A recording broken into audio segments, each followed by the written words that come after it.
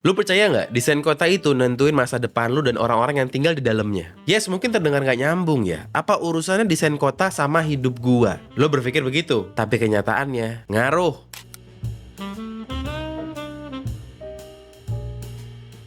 Bukan soal seberapa banyak gedung pencakar langit di kota lo ya, tapi lebih ke orientasi kota lo itu untuk manusia atau untuk mobil.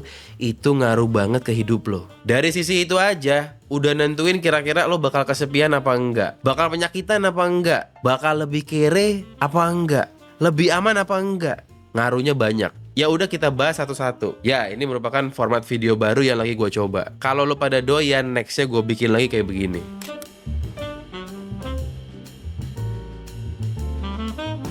Yes, mungkin terdengar PA, tapi desain kota sangat menentukan mayoritas warganya cenderung bakal kesepian atau enggak. Seberapa mudah lo bisa ketemuan sama temen lo itu perihal akses. Dan kota yang aksesnya ribet tentu akan membuat orang-orang jarang keluar rumah. Kalaupun mau ketemuan tentu akan lebih selektif milih orangnya, milih jamnya, milih lokasinya. Kalau nggak penting-penting amat, ya males lah. Jamnya pun harus jam-jam aman, karena kalau jam pulang kerja pasti suwe banget. Belum lagi lokasinya. Kira-kira harus naik mobil apa enggak? Semakin wajib naik mobil, ya semakin ribet. Bukan karena antisosial, tapi karena ongkos sosialnya mahal. Waktu, tenaga, stres. Apalagi sekarang zamannya mental health kan. Gue dulu punya temen nih, tinggal di Depok, kerja di Cikarang, pacaran sama orang BSD. Hidupnya asu tenan. Tiap hari PP Depok Cikarang. Kadang-kadang abis pulang kerja ke BSD dulu ngapel pacarnya. Itu pantat pasti kebas banget naik motor ratusan kilo tiap hari. Ya bener sih, Depok ke Cikarang terus ke BSD bisa naik KRL. Nggak harus naik motor memang. Tapi kan, ya lo bayangin aja betapa muter-muternya naik KRL dari ujung ke ujung kayak begitu. Sistem rail-based transport di Jabodetabek ini kan nggak sedirect di Tokyo. Jadi ya males lah naik KRL. Walhasil nih ya, suatu saat dia udah muak banget naik motor dan milih maksain diri nyicil mobil. Karena kalau naik mobil enak bisa lewat tol. Pikirnya begitu. Taunya naik mobil malah lebih suwe daripada naik motor.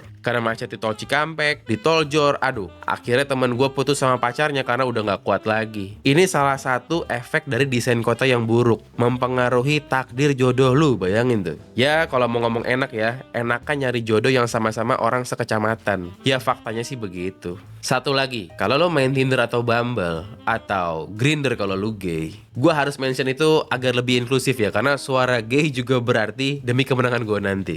Kalau lo main dating apps, entah lo orang Jaktim kek, BSD kek, Cibubur kek, Grogol kek, paling enak itu ketemuan di mana? Yang tengah-tengah adil buat semua orang Jabodetabek, yang paling enak ya Blok M. Kenapa Blok M? Kenapa bukan Bundaran HI atau Sudirman? Kenapa bukan Manggarai? Karena Blok M itu merupakan kawasan yang didesain oleh pemerintah sebagai hub Jabodetabek. Iya, Manggarai itu pusatnya KRL, tapi kan KRL doang. Iya, HI itu pusatnya ibu kota, tapi kan kalau kita mau ke HI, pilihannya itu paling enak naik MRT dan KRL doang. Naik bis masih agak-agak kurang lah. Sementara Blok M lo bisa pilih mau MRT, TJ, Mikrotrans, LRT KRL pun juga bisa nyambung ke MRT. Bayangin nih, dari Cibubur, Bogor, Alsut, sampai PIK udah bisa naik Trans Jabodetabek langsung ke Blok M. Bahkan ini PIK 2 ya. Tahun 2026 ini infonya Trans Jabodetabek bakal buka rute Suta ke Blok M. Bisa dibilang mau lu tinggal dimanapun di Jabodetabek, lo pasti bisa ke Blok M dengan Transum yang transitnya itu di bawah 2 kali. Bahkan direct. Kan gila, PIK 2 yang di ujung Berung aja bisa ke Blok M tanpa transit. Ya nikmat apalagi yang kau dustakan kan? Jangan heran banyak orang first date-nya itu di Blok M. Itu semua bukan karena feng shui, tapi karena desain kota. Jatuh cinta itu juga ditentukan oleh sang wali kota loh. Makanya nanti warga Depok jangan lupa 2029 lo tahu harus pilih siapa. Sekarang orang Cimanggis agak susah jatuh cinta sama orang Bojongsari. Padahal sama-sama Depok, kan konyol. Satu kota kok buat jatuh cinta aja effortnya gede banget.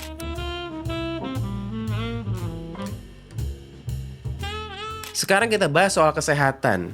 Ya kalau jatuh cinta aja ditentukan oleh sang wali kota, apalagi kesehatan kan? Ya kita tahu, yang namanya kematian itu urusan takdir. Tapi secara fakta dan data ada hubungan kausalitas antara desain kota dengan cara kematian tiap orang. Fakta, kota yang didesain sangat car oriented bisa membuat warga-warganya lebih mungkin modar dengan cara ketabrak mobil dibanding kota-kota yang pedestrian oriented. Ya bener, dulu di Belanda tahun 70-an banyak anak kecil ketabrak mobil. Begitupun di Amerika. Ya mungkin kalau Amerika sampai zaman sekarang kali ya. Karena kota-kota di Amerika itu kan merupakan dedengkotnya car oriented city. Belum lagi pilihan-pilihan mobilnya orang Amerika itu kan SUV semua. SUV itu blind spotnya lebih rawan. Cerita teman kuliah gue lagi nih. Doi pernah lagi nyebrang di Margonda, ketabrak mobil. Padahal lampunya udah merah, giginya hilang 2 biji. Kenapa bisa begitu? Karena kota yang didesain dengan baik, penyeberangan orangnya itu pakai seni. Ya nggak kayak di Margonda itu, cuma modal lampu merah doang.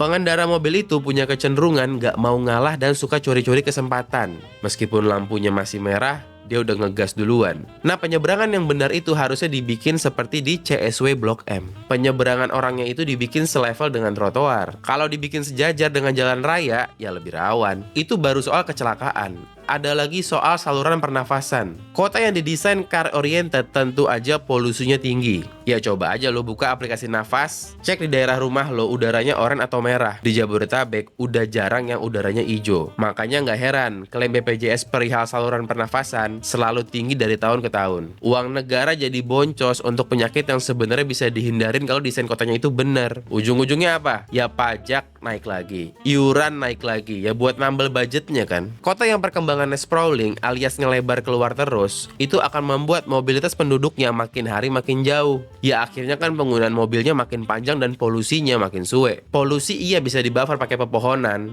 tapi kan faktanya ruang terbuka hijau di kota-kota besar Indonesia makin hari makin berubah jadi beton. Kenapa? Karena wali kotanya doyan banget ngasih izin pembukaan mall dan apartemen-apartemen baru. Tujuannya sih baik demi pertumbuhan ekonomi dan lapangan kerja, tapi kan ada cara lain loh sebenarnya. Kalau buat numbuhin ekonomi nggak cuma itu doang caranya. Kita lihat aja tuh, Bekasi zaman dulu ada danaunya. Sekarang mana ada? Kok bisa hilang gitu ya? Ya itulah merupakan hasil dari proses perizinan tata ruang yang gobloknya bukan main. Ya nggak heran sih, pemimpinnya aja udah berkali-kali kena OTT KPK. Asu tenan.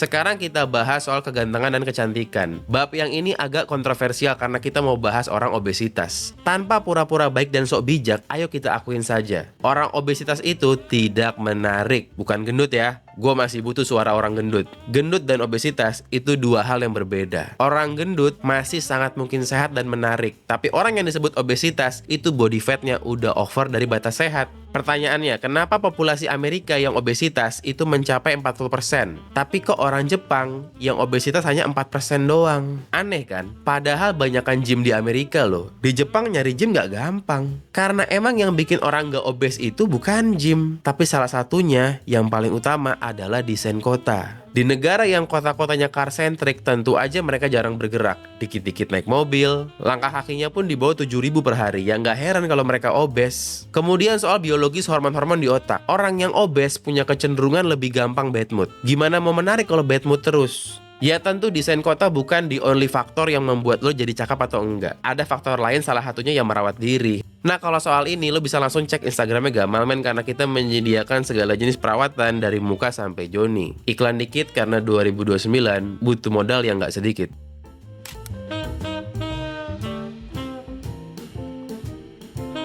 Kita sampai pada chapter terakhir nih. Yang paling penting yaitu soal ekonomi. Temen gue sebut aja namanya Joni. Dia tinggal di Ciracas, Jakarta Timur. Nah doi ini sebelumnya kerja di PIK dengan gaji 8 juta rupiah. Tapi dia terpaksa resign dan milih pindah kerja di Cawang dengan gaji 7 juta rupiah. Loh, kok bisa pindah kerja malah gajinya turun? Karena doi ini pindahnya terpaksa. Saking gak kuatnya kerja PP Ciracas ke PIK setiap hari, yang mending kerja di Cawang meskipun gajinya lebih kecil. Stresnya berkurang, ongkos PP-nya pun juga berkurang. Ya lebih untung lah. Loh bang, kenapa nggak ngekos di PIK aja? Ya ngekos itu kan pakai duit juga, bray. Emangnya bisa bayar pakai doa? Ya bisa sih kalau jual garam rukiah, cuannya nggak main-main. Contoh kasus teman gue si Joni tadi adalah contoh kesempatan kerja yang hilang karena keterbatasan aksesibilitas yang disebabkan oleh desain kota yang buruk. Nggak semua orang nganggur karena nggak dapat kerjaan loh. Nggak sedikit orang yang nganggur karena kesempatan kerja yang didapat lokasinya nggak terjangkau. Kota yang sprawling bikin jarak dari rumah ke kantor makin jauh. Sementara sistem transportasi umum nggak disiapin dengan matang. Akhirnya ya sebelum mikir soal gaji, orang-orang udah kepentok duluan sama satu hal. Sanggup nggak ya bolak-balik setiap hari? Ternyata kalau dijabarin, desain kota itu bisa menjadi filter kelas sosial. Yang rumahnya strategis, jadi punya banyak opsi kerjaan. Sementara yang tinggal di pinggiran, serba kejebak. Kota yang baik seharusnya memperluas kesempatan, bukan malah nyusahin warganya. Itulah kenapa kota yang ideal adalah yang density-nya tinggi, biar berkembangnya itu nggak ngelebar terus. Ya atau kalau emang udah mustahil buat dibikin dense, setidaknya sistem transportasinya harus efisien. Kalau dua-duanya nggak bisa dipenuhin, ya amsyong.